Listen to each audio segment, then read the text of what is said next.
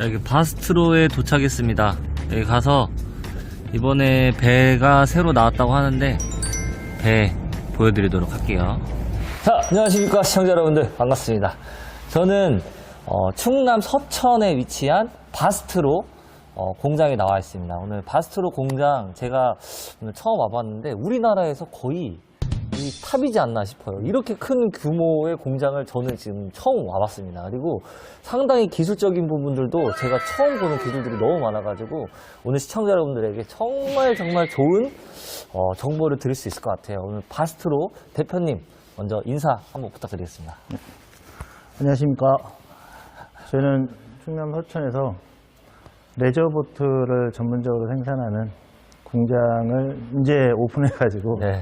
이제 하고 있습니다. 레저보트를 만들게 된 건 처음부터 사실 그러려고 했던 건 아닌데, 배를 이제 낚시를 좋아하다 보니까 이제 낚싯배 좀 얻어 타기도 했고, 하다 보니까 이제 낚싯배를 또 이제 레저배를 사가지고 계속 운행을 했었죠. 하면서 이제 돈도 많이 썼어요. 고정에 뭐 중고를 사니까 우리나라 사람들 대부분 다 접근이 쉬우니까 다 이제 중고를 사죠. 중고를 사가지고 이제 계속 고생을 좀 했죠. 그래서 처음에 이제 해경 콤비를 3,400만 원 이거 주고 샀는데 수리비만 한 1,700만 원 들어간 것 같아요. 그러면 다 합치면은 거의 5,100만 원, 5천만 원 돈이 들은 건데 몇 년 타고 팔았는데 그때 받은 게 1,800만 원인가 받았어요. 손해를 많이 본 거죠. 네, 그러고 이제 수리비나 이런 게 너무 비싸고, 그래서 이건 좀 아닌데 했는데, 저희가 처음에 배 끌고 갈 때만 해도 진짜 배 타는 사람이 거의 없었잖아요. 그러니까 막 신기해서 막 봤는데 매년 내려갈 때 보면 거의 더블로 늘어났잖아요. 그래서 이제 콤비, 이제 고무보트가 콤비로 가다가 콤비가 결국은 FRP인데, 다들 사실 FRP 타고 싶죠. 멋있고 좋고 깨끗하고. 근데 이제 비용적인 문제가 있고, 우리나라에 들어오는 FRP 보트가 일본 배, 특히 일본 배 같은 경우는 거의 10년 이상 된 15년 거기서 폐기해야 되는데, 폐기하려면 돈 들어가니까 아주 헐값에 사서 이제 조금 손봐서 파는 수준 이런 거고, 미국 배도 들어와도 연식이 아무짝으로도 거의 5, 6년 이상 되는 것들이잖아요. 근데 그렇게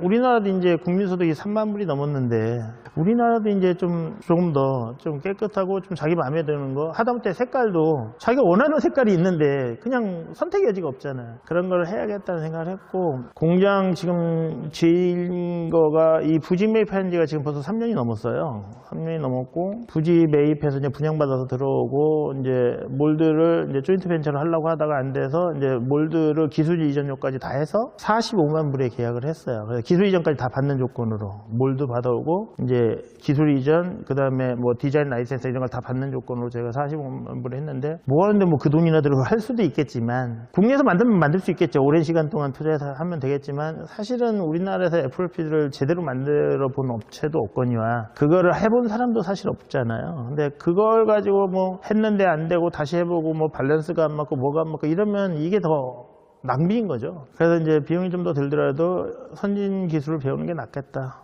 그리고 시스템 어떻게 되든 간에 이제 어떤 시스템화하고 이렇게 돼 있으니까, 오랜 경험이 있으니까. 그래서 이제 하게 됐고, 보트 공장 이걸 하는 데는 35억 넘게 투자가 됐어요. 부지 매입 비용까지 해서. 그리고 나름 이제 지금 뭐 대량 생산까지 아직 이렇게 안 되지만, 대량 생산하면 한 10대, 일주일에 2대 정도 나와야 정상이거든요, 현재 우리 공장. 근데 지금 그 정도까지는 안 되고 있고요. 앞으로는 좀 더 빨라질 거고. 그래서 보트가 굉장히 대중화돼 가고 있고, 대중화하는데 우리가 최첨단의 맨 앞에 서보자, 그런 의지 가지고 만들었던 것 같아요.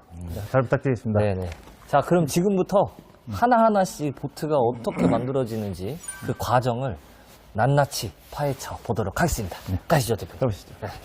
이 기계는 이제 설계가 끝나면 배에 들어가는 이제 각종 부속품들이 있습니다. 이제 우리나라 용골이라든지 이제 스트링거라든가 뭐 트랜섬이나 이런 게 들어간 각 자재들이 이제 기계로 직접 가동하는, 수작업을 하면 이게 아구가 잘 안 먹거나 이제 매번 규격이 달라지거든요. 그래서 항상 일정한 품질을 내기 위해서 저희가 이제 100% 다 CNC로 가공합니다. 그래서 이걸로 100% 가공하는데, 이게 가공기가 1.5m, 3m짜리 CNC거든요. 그러니까 굉장히 큰 거예요. 그래서 속도도 굉장히 빠르고 해서 이걸로 해서 이제 100% 가공하고 있고요. 가공하는 재질은 이렇게 보시면 저기도 있는데, 요게 이제 안에 스트링거라고 해서 고압축 우레탄입니다.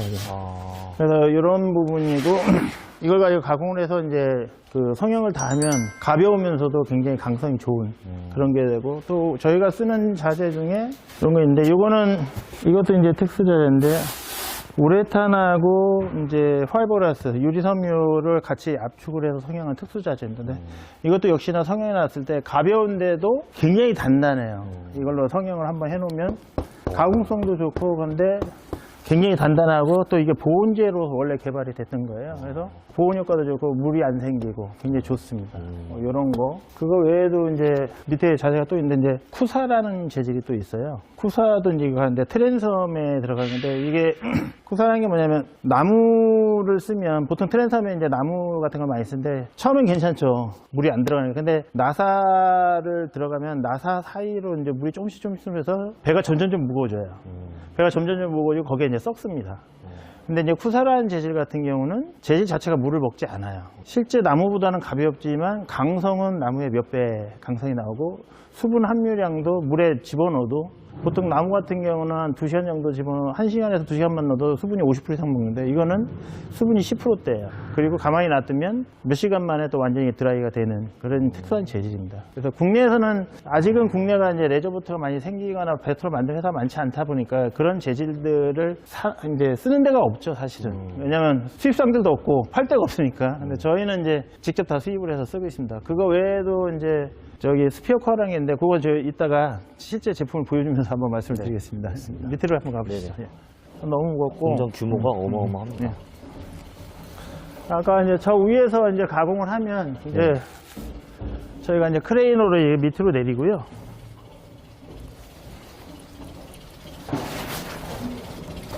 이제 요게 저희가 이제 유리 섬유인데 이제 사용하는 게 이것도 유리 섬유예요. 이건 로빈 크로스라고 하거든요. 유리 섬유를 이렇게 짜서 이렇게 다르다. 예, 제가 직조를 한 거죠. 예. 섬유랑 다르죠. 요건 이제 로빈 크로스라고 합니다. 요것과 보통은 이제 이런 거 많이 쓰죠. 네, 매트. 맞아요. 매트도 이런 매트가 있고 또 매트도 종류가 이게 한 가지가 아니에요. 또 복합해서 또 있거든요. 두꺼운에서 한 가지만 쓰는 게 아니라 이것저것을 이렇게 다 섞어서 그 필요한 위치마다 사용하는 게 다 달라요. 그래서 이런 것도 이제 저희가 이렇게 번호가 다 써 있잖아요. 네, 네. 여기서 재단을 합니다. 여기 유리섬유는 재단을 해서 하고 아까 이제 여기는 스피어 코어라고 아까 말씀드렸던 게 이건데 얘 같은 경우는 이제 헐에 주로 쓰는 건데 굉장히 연성이 좋죠. 근데 이게 성형을 해놓으면 이 틈으로 이제 그 레딘이 들어가면서 부딪히거나 했을 때 그 자리만 파이고 물이 스며들지 않아요. 얘가. 그래서 가벼운데 강성은 또 굉장히 좋아요. 그리고 깨져도 크랙이 가거나 쭉 크랙이 가는데 보통 FRP는 얘는 크랙이 가지 않고 고기만 뻥 뚫리고 고기만 딱 이렇게 찍힌 자국만 나는 그런 특수예요. 요거는 근데 독일에서 직수입한 거고 국내에는 물건이 안 나와 있어요. 그래서 좀 힘들고. 그래서 여기에서 이제 주로 이제 매트나 이런 거 여기서 다 절단을 하고 실제 가공하는 가장 주재료는 요겁니다. 요건 이제 레진이고요. 레진이고 이제 에어로 해서 이제 계속 섞어주죠. 레진하고 이제 실제로 가장 많이 쓴 게 이겁니다. 이게 이제 파이버글라스죠. 이 실이 안으로 들어가서 뿌려지면서 얘하고 요 레진하고 들어가서 기계에서 경화제하고 섞여서 뿌려져요. 요만하게 한 3cm 사이즈로 잘려 나갑니다. 잘려 나가면 가서 붙죠. 그럼 그걸로 가지고 하는 건데 보통 이제 회사들은 그거를 매트 같은 걸로 수작업으로 이렇게 붙이잖아요. 근데 저희 같은 경우는 이제 기계를 해서 생산 속도가 좀 빠르죠. 좀 이제 요게 이제 기계인데 아까 이제 밖에서 이렇게 실하고 레진하고 이런 게 들어오죠. 들어와서 경화제하고 이렇게 나와서 얘가 이제 뿌려지면 같이 날아가서 붙어요. 같이 날아가서 붙으면 거의 이제 중간에 이제 직원들이 붙어서 에어를 빼줘야 돼요. 에어를 쭉 빼주면 이제 그렇게 해서 하는 건데 순서는 얘가 먼저 하는 게 아니라 원래 아까 그 빨간색 몰드 빨간 게 이제 몰드거든요. 몰드에 이제 처음에 하는 거는 뭐냐면 몰드가 있으면 거기를 우리가 이영제라는 걸 바릅니다. 왁스를 발라요. 왁스를 바르고 깨끗하게 닦고 겔코트라는 걸 바릅니다. 그게 이제 보통 0.3mm 정도를 하게 되는데 0.3mm 정도 겔코트인데 겔코트는 이제 그게 실제로 타령하면 이제 배 색깔이 되는 거죠. 그래서 겔코트를 하고 겔코트가 이제 마르면 그 다음에 이제 이렇게 이걸 차빙이라고 하는데 여기 차핑을 합니다. 이런 식으로 차핑을 하고 그 다음에 아까 로빙 크로스라고 했던 거 로빙을 해요. 그 다음에 차핑을 하고 다시 로빙을 하고 그 다음에 찹을 하고 로빙하고 마지막에 찹으로 마감을 해요. 그래서 실제로는 7번 레이어를 하는 거야. 7레이어를 하는데 헐하고 헐 사이에 이렇게 겹쳐지는 부분은 13번을 14번에 15번을 해요. 그래서 이 킬 부분은 굉장히 두껍고 단단하죠. 그리고 그 옆에는 로빙이 아니라 아까 이제 이 옆에 쪽은 우리가 이제 아까 스피어 코어라는 걸 돼요. 그래서 배가 커지면 덜렁거리거든요. 그리고 레진만 아까 무거워진다 그랬잖아요. 그래서 스피어 코어가 얘를 잡아주면서 이제 강성도 엮어 크랙이나 이런 걸 방지해줘요. 저기 지금 홀을 만들어 놓은 게 있는데 그렇게 해서 이제 다 굳으면 여기서 이제 탈영을 하게 되죠. 탈영을 하면 이제 여기가 성형실이고 저희가 성형할 때 이걸 다 내려요. 이걸 다 내리고 문 닫고 이거 내리면 이제 여기가 밀폐된 공간이거든요. 그래서 성형을 하면 이쪽으로 해서 이제 다 빠져나가죠. 그래서 집진기가 지금 3개 있는데 집진기 가격만 2억 정도 합니다. 여기 보시면 집진 설비가 여기 보시면 이 집진이 이게 집진 설비인데 집진기가 하나가 아니라 두 가지예요. 이거는 이제 먼지를 하는 거고 이쪽은 아까 이제 유독가스 페인팅 할 때는 유독가스 가스가 나오니까 그래서 이런 가스를 해주는 거고요. 그래서 여기는 이제 방폭룸이라 전기나 이런 걸 쓸 수가 없고 모든 기기나 이런 게 방폭등을 써야 되고 방폭 컨센트를 달아야 돼요. 그래서 집진 설비나 이런 것도 굉장히 비싸고 그래서 그렇게 공장 되죠. 짓는 데만 34억이 특히나 이제 국가 산다니까 특히나 더 하고요. 그래서 일단 우리가 이걸 다 막아놓은 상태에서 하고 저희가 할 때는 방독면을 써요. 방독면하고 아까 이제 방진 뭐 완전히 이렇게 하얀 거 아까 보셨죠? 그걸 다 하고서 이제 하게 됩니다. 그리고 요게 이제 겔코트를 하는 장비예요. 여기 아까 얘기했던 요게 먼저거든요. 여기 겔코트하고 이제 스프레이는 다 여기서 하는데 겔코트가 지금 보시면 이제 3가지 컬러를 쓸 수 있게 선택해서 옮기면서 이제 3가지 컬러를 쓸 수 있어요. 그래서 헐색하고 메인 덱스의 그 헐색깔을 바꿀 수 있게 그래서 이렇게 돼 있는 거죠. 그래서 여기서 이제 탈영을 해서 이쪽으로 오죠. 여기 이제 커팅룸이에요. 여기 이제 내려서 하면 저쪽에서 물이 근육에 들어와서 이제 저쪽으로 빠지게 되죠. 여기 이제 이게 이제 커팅을 한 거예요.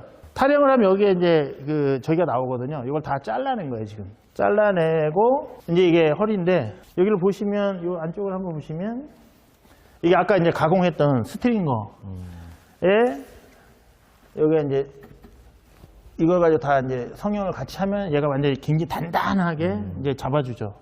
잡아주고 요게 이제 아까 얘기했던 스피어 코어라는 겁니다. 그래서 이게 굉장히 덜렁거림이나 이런 게 없죠. 굉장히 단단하죠. 와. 그리고 여기도 두께를 보시면 굉장히 두껍네요. 두껍잖아요. 그래서 이게 얇으면 배가 텅텅거리는 소리가 일본 배가 좀 달리면 바닥이 텅텅거리는 소리가 나잖아요. 그런 부분이 있고 그 다음에 이 공간이 비지 않고 우리가 다 이렇게 에폭시를 채워요. 채우고 이 위에다 이제 한 번 더 아직 작업이 안 된 건데 이 위에다 한 번 더 이제 저희가 찹을 해요. 매트를 해가지고 방수를 해요. 그래서 물이 어디로 들어오든 간에 얘가 불침선이에요. 그래서 가라앉을 수가 없어요. 그래서 기본적으로 부력제가 이렇게 다 들어가 있고 뭐 물론 빌지펌프가 있지만 빌지펌프하고 관계없이 이렇게 부력제가 안에 다 채워지게 되기 때문에 이제 가라앉거나 이러지 않고 물이 들어와서 어디 고이지 않고 바로 흘러갈 수 있는 그런 구조다. 물이 들어갈 수가 없는 구조죠, 구조가. 그리고 이렇게 보시면 이게 이제 쿠사라는 건데 여기 보시면 이렇게 22m짜리 3개업이 되어서 전체 이제 트랜섬 두께가 90mm 정도 되는데 여기 보면 이런 게 지금 검은 게 이 나무가 아니고 아까 말씀드렸던 카본하고 그 파이버그라스하고 이런 저런 것들이 섞인 특수 자재인데 뭐 어떻게 만드는지는 모르죠 저희가. 근데 굉장히 유명한 자재인데 이건 이제 쿠사라고 합니다. 그래서 굉장히 가볍지만 굉장히 단단하고 엄청 단단하죠. 와, 이런 거는 그냥 일반 소비자가 봤을 때는 그냥 여기가 다 FRP겠지 이런 생각을 하는데. 그렇죠. 이런 거가 뭐 나무나 이런 거 보통 여기 쪽에서 크랙 가고 막 이런 것들 많이 보셨잖아요. 그리고 이거 실제로 기존에 있는 트랜섬에 이렇게 엔진 박아놓은 거 이렇게 해서 뜯어보면 안으로 물 다 들어가요. 안 들어갈 것 같지만 나사 구멍으로 물이 들어가는 건 막을 방법이 없거든요. 그래서 조금씩 한 번에 확 스며들지는 않는데 오래되면 썩죠 거기가. 그래서 오래 못 버티는 거예요. 이렇게 보면 전체적으로 두께가 굉장히 두껍잖아요. 그래서 이게 눌러도 여기서 위아래 딱 덮어가지고 이제 딱 잡아놓으면 꼼짝도 안 하죠. 여기 같은 경우 밑에는 두께가 이게 10mm가 넘거든요. 여기가 지금 10mm 정도 되니까. 이 바닥은 특히나 이 바닥 같은 경우 맨 킬 쪽은 15겹? 그래서 이런 식으로 되기 때문에 여기 이제 이런 식으로 로밍클스 같은 게 같이 들어가니까 이제 좌우로 뒤틀림이나 이런 거 다 잡아줄 수가 있습니다. 이런 건 이제 콘솔 박스인데 콘솔 박스도 아까 이제 보여드렸던 이거 보시면 콘솔 박스도 기본적으로 두께가 이렇게 있잖아요. 전체적으로. 이걸 전체적으로 이게 이제 얇게 보통은 이제 화장실 얇잖아요. 무슨 콘솔 박스가 이렇게 두꺼워요? 근데 이게 얇으면 덜렁거리거든요. 근데 얘가 아까 그 노란 거 봤죠? 그게 이 안에 들어간 거예요, 이렇게. 앞뒤에 위에서 이제 예. 그래서 그런 게 들어가서 이 중간에 얘가 코어 역할을 해주는 거죠. 그럼 얘가 보온도 되고 그리고 강성도 잡아주는데 무게는 또 가볍고 이런 이제 장점을 가지고 있어요. 그래서 엄청 두껍다. 보통 우리 그 FRP 밸브 화장실 가면 밖에서 빛이 다 들어오잖아요. 비치잖아요. 네. 근데 이거는 이제 이런 식으로 돼 있죠. 보온이나 이런 게. 그래서 아까 그 재질이 여기에만 쓰는 게 아니라 우리가 이제 대게에서도 이제 작업을 하죠. 그래서 이런 식으로 커팅할 때는 이런 식으로 이제 저희가 틀이 따로 있어요. 틀을 갖다 놓고 올려놓고 그려고 그냥 그대로 커팅을 하죠. 매번 재면 이 표준화가 안 되거든요. 그럼 만드는 사람마다 위치가 조금씩 바뀔 수 있는데 위치를 똑같이 하려고 이제 저희가 다 틀을 짜죠. 그래서 저희가 이제 수작업이 안 들어갈 수는 없죠. 수작업이 들어가는데 이제 기계를 쓰기 때문에 아무래도 생산성이 훨씬 좋아요. 그래서 뭔지 이제 뭐 작업 환경도 사실은 FRP 만드는 공장에서 집진 시설 2억씩 들여서 하기는 사실은 쉽지 않을 거예요.